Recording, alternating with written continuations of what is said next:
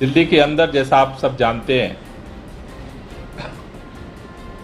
दिल्ली के प्रदूषण को कम करने के लिए दिल्ली के मुख्यमंत्री अरविंद केजरीवाल जी के नेतृत्व में सरकार फाइटिंग मूड में काम कर रही है, जिसके तहत हमने इस साल विंटर एक्शन प्लान के साथ साथ समर एक्शन प्लान बनाया। और इस समय जब प्रदूषण को लेकर के उतना हाहाकार नहीं होता है, क्योंकि जाड़े के समय में जब ठंड बढ़ती है उस दौरान प्रदूषण की सघनता बढ़ जाती है, लेकिन दिल्ली सरकार प्रदूषण को कम करने के लिए जितने उपाय हो सकते हैं उन सभी उपायों पर इस समर एक्शन प्लान के तहत काम कर रही है, जिसमें हमारा जो पहला टारगेट है समर एक्शन प्लान के तहत कि दिल्ली के ग्रीन बेल्ट को बढ़ाया जाए। दिल्ली का जो ग्रीन कवर है, हरित क्षेत्र है, उसको संरक्षित किया जाए और उसको बढ़ाया जाए। उसके लिए सरकार अभी 11 तारीख से मेगा ट्री प्लांटेशन ड्राइव शुरू करने जा रही है, जिसमें इस साल 35 लाख वृक्षारोपण का हमने लक्ष्य लिया है। साथ ही साथ दिल्ली के अंदर जितने पार्क हैं, बहुत सारे पार्क हरे भरे हैं, बहुत सारे पार्क हैं जो अनडेवलप्ड हैं, तो दिल्ली के सभी पार्कों के अंदर हरियाली पैदा किया जाए, इसको लेकर के सरकार काम शुरू कर चुकी है। दिल्ली के अंदर फॉरेस्ट सिटी डेवलप करने के प्रोजेक्ट पर भी सरकार ने काम शुरू कर दिया है। दिल्ली के अंदर जो चूंकि धीरे धीरे सारा शहर अर्बनाइज होता जा रहा है, तो लोग अपने घरों पर अर्बन फार्मिंग करें। इसके लिए भी अभी कैबिनेट ने डिसीजन लिया है कि दिल्ली के अंदर शहरी खेती को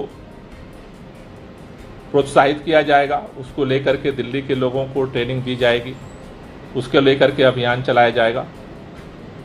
दिल्ली के अंदर अभी सिंगल यूज प्लास्टिक 1 तारीख से बैन हो चुका है, जिसमें 90 आइटम्स 90 आइटम्स को लेकर के कई लोगों के कई तरह के कन्फ्यूजन है।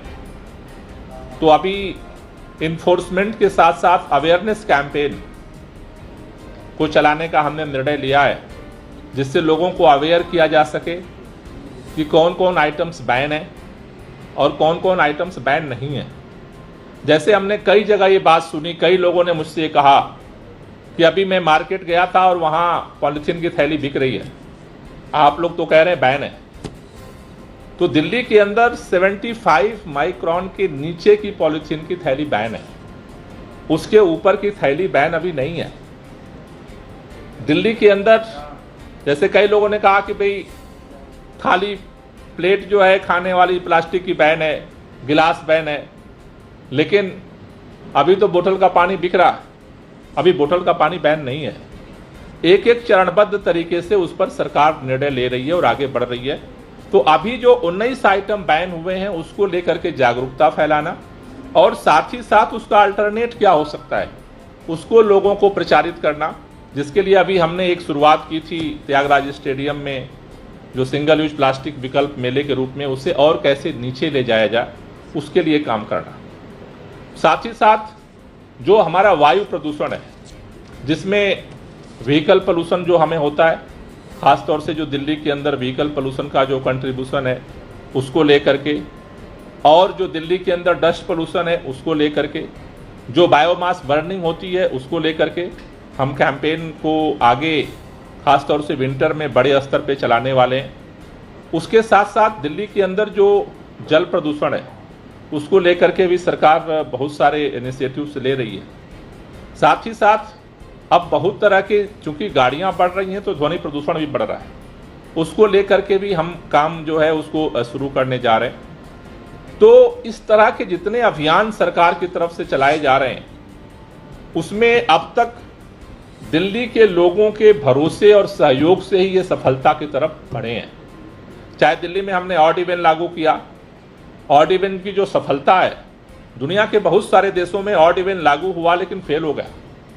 दिल्ली के लोगों ने ऑड इवन को सफलतापूर्वक इंप्लीमेंट किया, तो केवल प्रशासन के दम पे नहीं, सरकार के दम पर नहीं, लोगों ने वॉलेंटरली उसको कंट्रीब्यूट किया, लोगों ने एक दूसरे को अवेयर किया, लोगों ने एक दूसरे को समझाया। उसी तरह से जैसे हम रेड लाइट ऑन गाड़ी ऑफ कैंपेन करते हैं, वो केवल प्रशासन के दम पे इंप्लीमेंट नहीं हो सकता है। इसलिए हम लोगों का मानना है कि दिल्ली के अंदर अब तक प्रदूषण के खिलाफ जो लड़ाइयां सफल हुई हैं, उसमें सबसे ज्यादा परफॉर्मेंस बेहतर उन अभियानों का है जिसमें पब्लिक पार्टिसिपेशन बेहतर रहा। लेकिन अभी तक लोग वॉलेंटरी पार्टिसिपेशन करते रहे, लेकिन उसके बाद हमारा उनके साथ संपर्क टूट जाता है। तो अब एक permanent volunteer structure ward level तक, मोहल्ला लेवल तक हम पर्यावरण विभाग की तरफ से बनाना चाहते हैं, जिससे कि उनके साथ हमारा नियमित तौर पर कम्युनिकेशन रहे, उनके जो नए नए आइडियाज हैं वो हमारे तक आ सकें और हम सरकार जो कैंपेन लॉन्च करती है वो उन तक जा सके और उनके माध्यम से फिर पब्लिक को अवेयर किया जा सके। इस काम को करने के लिए आज हम दिल्ली सरकार के अंदर पर्यावरण विभाग पर्यावरण मित्र का रजिस्ट्रेशन शुरू कर रहा है। इसके लिए जो मैंने कहा कि अलग अलग फील्ड में जितने तरह के काम हमने अभी बताए, उनमें जो भी इंटरेस्टेड है, किसी का हो सकता है कि ट्री प्लांटेशन में इंटरेस्ट हो, वो ट्री प्लांटेशन के काम में भी पर्यावरण मित्र बन सकता है। किसी का अगर इंटरेस्ट है कि नहीं जी हम अवेयरनेस कैंपेन में सिंगल यूज प्लास्टिक के लिए काम करना चाहते हैं, वो भी हमें रजिस्टर्ड कर सकता है। कोई कहता है जी नहीं हमें पार्क में, जो हम अपने पार्क में काम करना चाहते हैं, वो भी एज ए पर्यावरण मित्र रजिस्टर्ड कर सकता है। कोई कहता है जी नहीं हमें जो है जल पे काम करना है, यमुना के लिए काम करना है, वो भी पर्यावरण मित्र के रूप में रजिस्टर्ड कर सकता है। यानी दिल्ली के पर्यावरण को बेहतर बनाने के लिए जो भी वॉलेंटरली अपना कंट्रीब्यूशन देना चाहता है, दे रहा है, उसको हम एक प्लेटफॉर्म पे रजिस्टर्ड करने जा रहे हैं जो पर्यावरण मित्र के नाम से जाना जाएगा और उसके साथ हमारा लाइव कम्युनिकेशन होगा, उसके साथ हम संवाद करेंगे और फिर उसके साथ मिल करके हम RWA, मार्केट एसोसिएशंस, जो इस तरह के NGOs हैं, हर मोहल्ले में मोहल्ले वाइज हम एक टीम आगे फर्दर गठित करेंगे जो कि इस अवेयरनेस कैंपेन को लोगों को नीचे तक लेकर के जा सके। इस पर्यावरण मित्र में रजिस्ट्रेशन के लिए मैं आज एक नंबर देना चाहता हूं, जो ये टोल फ्री नंबर है जिस पर मिस कॉल दे करके लोग पर्यावरण मित्र बन सकते हैं। इस नंबर पे मिस कॉल देने के बाद उनको एक व्हाट्सएप जाएगा, उसमें 2-3 क्वेश्चंस होंगे, उसका उनको आंसर उसे भी फिल करके भेजना होगा और उसके बाद फिर डिपार्टमेंट की तरफ से उनसे कांटेक्ट किया जाएगा और फिर उनको पर्यावरण मित्र का हम कार्ड जारी करेंगे। तो ये जो नंबर है वो है 844-1758।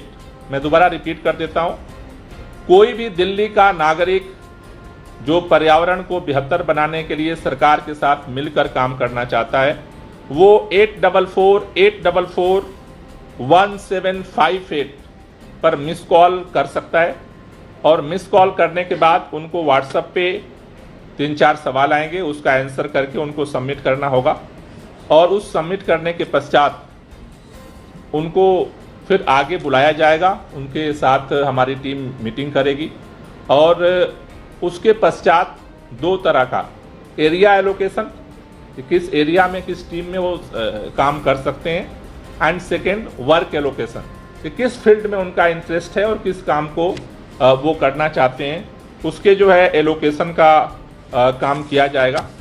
मुझे उम्मीद है कि अरविंद केजरीवाल जी के नेतृत्व में प्रदूषण के खिलाफ जो लड़ाई चल रही है दिल्ली के अंदर, आज हमें इस बात की खुशी है कि पूरे देश के अंदर इस बात की चर्चा हो रही है कि दिल्ली एक ऐसा शहर है जो वार फुटिंग स्टेज पे प्रदूषण के खिलाफ लड़ रहा है, प्रोएक्टिवली लड़ रहा है। हमें भरोसा है कि दिल्ली के लोग इस लड़ाई में आगे बढ़ कर के पर्यावरण मित्र बनेंगे। और ये लड़ाई इसलिए भी ज़रूरी है कि दिल्ली के लोगों के सांसों पे जब संकट आता है, उसका उपाय मार्केट में नहीं है, बाजार के पास नहीं है, पैसे से उसका सलूशन नहीं हो सकता है। सांस लेना हमारी अनिवार्यता है, इसलिए उसके लिए हम सब मिलकर के काम करेंगे। तो मुझे लगता है कि जो चौतरफा अलग अलग फील्ड में अलग अलग तरीके से ये सारे अभियान चल रहे हैं, उसको हम मिलकर के और बेहतर बना पाएंगे और प्रदूषण के खिलाफ जो ये अभियान है उसको हम सफल बना पाएंगे।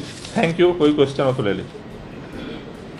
जो पर्यावरण मित्र जुड़ेंगे वो वॉलंटरी है, कोई मॉनेटरी बेनिफिट? वॉलंटरी। सर कितनी की टारगेट है कि हम इस साल तक कितने लोगों को जोड़ सकेंगे? नहीं, जितने लोग आ जाएंगे, जितने, तो ओपन फॉर ऑल है, कोई लिमिटेशन नहीं है। जो लोग भी इस नंबर पे रजिस्टर्ड करते हैं, जितने लोग रजिस्टर्ड करते जाएंगे उनको हम ड्यूटी असाइन करते जाएंगे।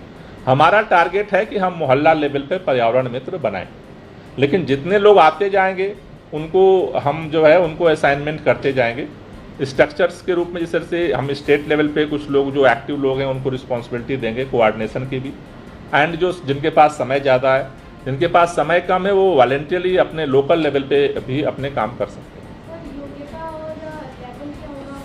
उनका योग्यता एक ही होगा कि पर्यावरण के साथ उनकी दोस्ती है, क्योंकि किसी भी योग्यता और डिग्री के लोग पर्यावरण को बेहतर बनाने में सहयोग कर सकते हैं।